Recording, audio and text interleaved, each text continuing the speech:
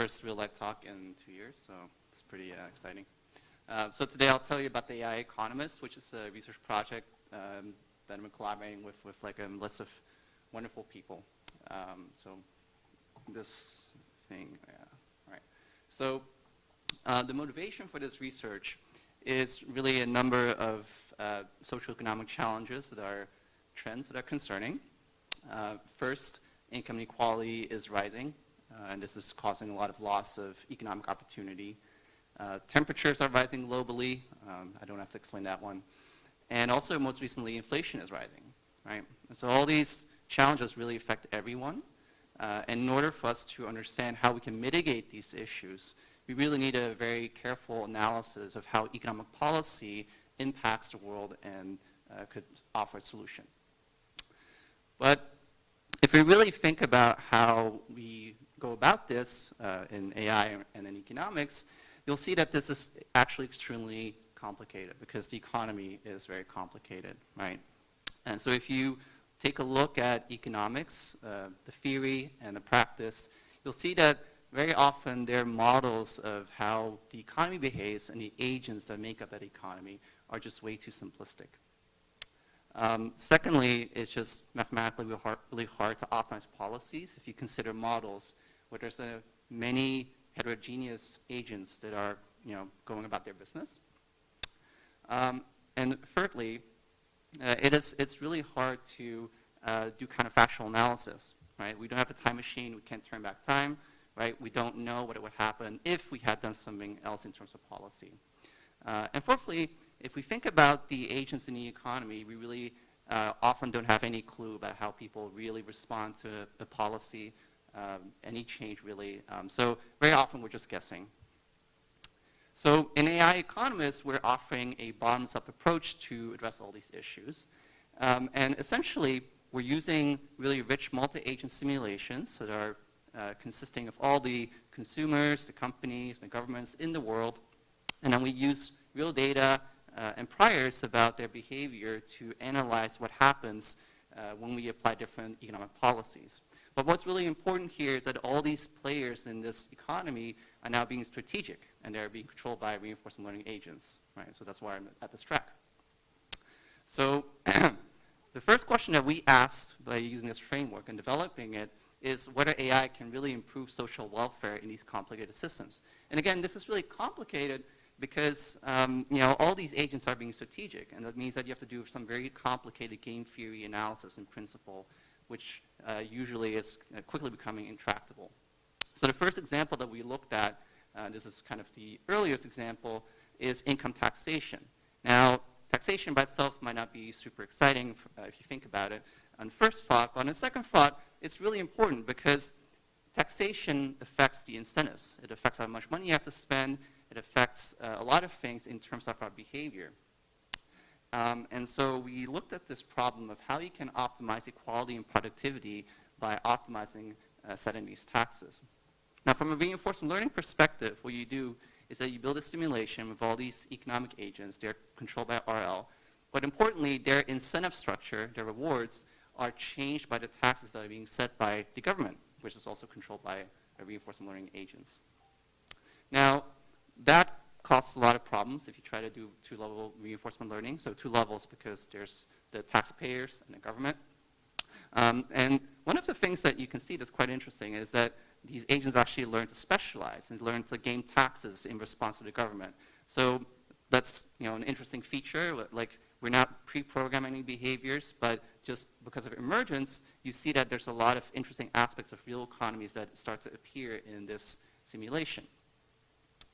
Now, one of the technical challenges I mentioned is that because taxes change the incentives, they change the rewards for these economic agents, when you train the government and the agents simultaneously, you're constantly changing the optimization landscape for the agents, right? And so if you look at the curve in green on the left, if you look at the curve in green on the left, you can see that the optimization objective for the government goes up and down. And that's because initially the government might find some way to tax the economy and then improves quality and productivity, but then the agents are responding in turn in some unknown way, at first.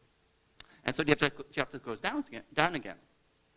And then over time, the government then learns to counter that, and then eventually you end up with social welfare being at least 16% higher than all the baselines, including ones that come from classic economic theory. Now, in order to do this, you have to employ a range of strategies, including curricula, where you train the agents first and then the government second, and a number of other things that you can read about in our paper. But that's the first project. It's a couple of years old. So in the past, times, we've been working on expanding this framework towards the real world. And there's really two parts to this. First one is scale, and the other one is improving the fidelity of these economic simulations. Now for scale, we have something called warp drive. And for the higher fidelity, we have a number of projects where we studied more richer economic problems. So first up, Warp Drive is an end-to-end multi-agent reinforcement learning framework that lets you run the entire loop end-to-end on a GPU. So going back to this example of having these taxpayers in the government, you put all the models on a GPU, you put the simulation on a GPU, and then we offer this very easy-to-use modular framework that lets you run all these, the entire multi-agent loop on the device. And this really lets you scale up to thousands of agents, thousands of simulations in parallel, right? Because that's what GPUs do well. And yeah, if you do this, depending on the simulation, of course, you'll find significant speed ups. So anywhere from 10x to 1,000x, maybe even more, depending on how much time we spend programming. But in one example, in one of our projects, we essentially simulated COVID-19 in a data-driven simulation of the United States. Again, multiple agents are in here, so we have the 50 states in the US and then the federal government. And then just in terms of raw performance, we found that end-to-end you can train 24 times faster compared to other baseline implementations. Right? And this is really important because you can now do these things in hours instead of days, so that makes the research loop much, much faster. Now, this warp drive is not just enough, right? Obviously, we need to look at more relevant or more realistic problems. Income taxation is real. Don't be scared. But obviously, there are more problems out there, and we wanted to prove that you can take more complicated economic dynamics and then apply the same framework to try to look for economic solutions.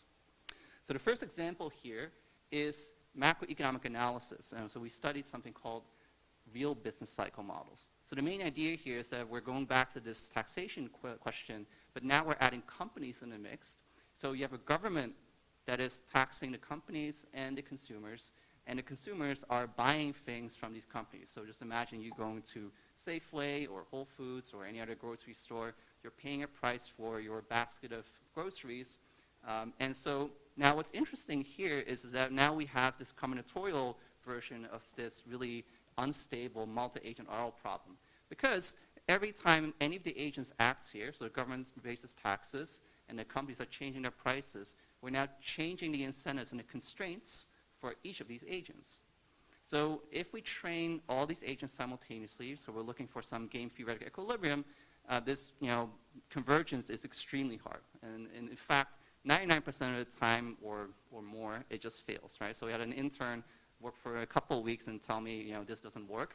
And yeah, we have to go figure out how you can make it work.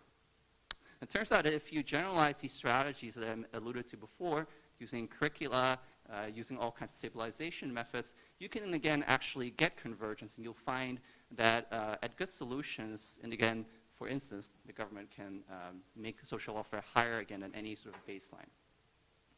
So that's really interesting. In fact, these real business cycle models are the ones, or at least like a version of what the Fed is using to actually analyze inflation. So, if the Fed's listening, then maybe you should take a look at this. Okay, second example. So how can we get towards better agent models? And so here we had a project where we looked at something called rational inattention. So the key idea here is that time and energy are scarce resources, right? We all have a limited budget of time and energy to go look at the world. And so we need to choose what to pay attention to and for how long. Right? And then if you read the bounded rationality literature in economics, where people essentially look at how they can explain human behavior, you'll find that this is a very popular framework. So we applied this to a setting where we study a manager and several employees, and we asked, so what if the manager doesn't pay enough attention to the performance of the individual employees, right? Because it might take time for you to actually go and look at work performance assessments. And so the key idea here is that if you introduce this bounded rationality on this manager, it becomes costly for that manager to go figure out what's happening, really, right, with the performance of its team.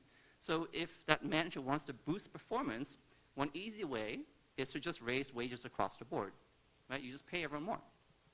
So it turns out that when you do that, you might not pay the cost of paying attention, but you do introduce a trade-off. So the planner might actually lose utility if it does that. The average utility of agents might go up. The productivity overall actually might go up. And what's interesting here is that in this trade-off, things are actually becoming more equal in some sense for the agents, because what happens is that if you raise wages for everyone, now suddenly some agents who might not have been doing their fair share of the work actually still get rewarded more than they might have been when the manager would look very carefully at what they were doing, right? So what's interesting here is that this is the first time that you can really quantitatively study these effects of bounded rationality. And if you look at the literature, this is essentially impossible to do with a theory. And in fact, the most recent baseline here is from 1976. And essentially after that, there's still crickets, basically, in this setting. So that was very interesting to see.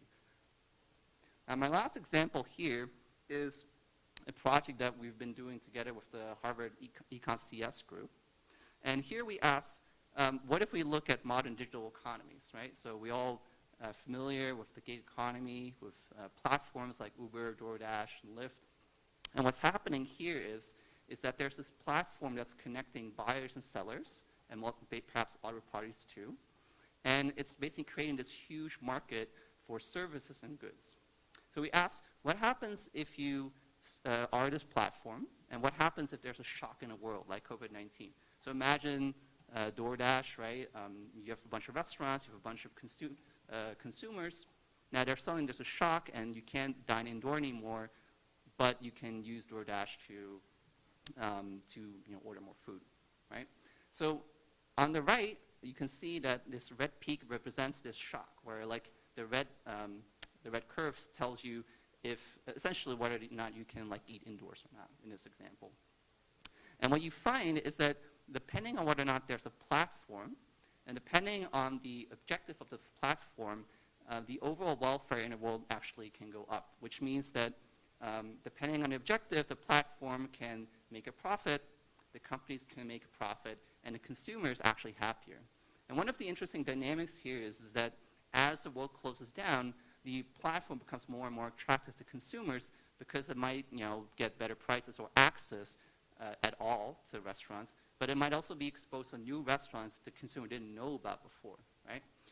And so again, you can use our multi-agent framework to try to analyze these kinds of settings and determine how you can optimize a platform in the presence of the strategic behavior of all the consumers and firms and other parties. So yeah, this is really interesting, and hopefully give you a little bit of a flavor of the types of questions that now you can start to analyze quantitatively. So I'll close out with talking a little bit about the future, because I realized that you don't get 100 talks about economics here. I'm probably one of the few ones for the public policy one. But so where's this going? So AI and economics is really an emerging field in research. In fact, last year there were 4 workshops at NERPS that were kind of about economics. 2 years ago there was only one that I co-organized with some other people. And this really goes to show that this is hopefully, as you can see, a growing trend, where really there needs to be a lot of crosstalk between these disciplines, right? On the one hand, we want to introduce economists to the techniques that AI researchers use, what benefits they have. On the other hand, we want to introduce this economic thinking, the modeling, the issues, things like trade-offs, to the AI research community, because they really represent a new class of problems that, in many cases, have not been really studied enough. Secondly, we should continue working on building more realistic simulations, researching ways of stabilizing multi-agent reinforcement learning. There's still a lot of questions that are unknown.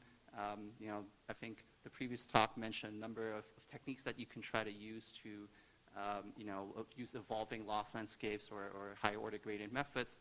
All that stuff applies here too. And I would dare say that we don't really understand half of it. And then the last one is going to the real world. We want to think about value alignment. We want to think about how you can safely deploy and test these strategies in the real world, and how you can test whether or not AI can really help. And again, I think the previous talk was very good at sort of addressing that too. Okay, so last little news flash is that I'm going to tease the upcoming competition that we're co-organizing with Mila.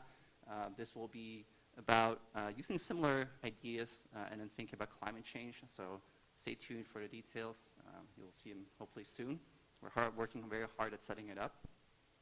And yeah, I want to thank you all for listening. This was a very short teaser of all the different research projects. So if you're interested, please take a look at the various papers. And again, I want to thank all the collaborators. This wasn't possible without them. And there's a bunch of links here if you are interested in learning more.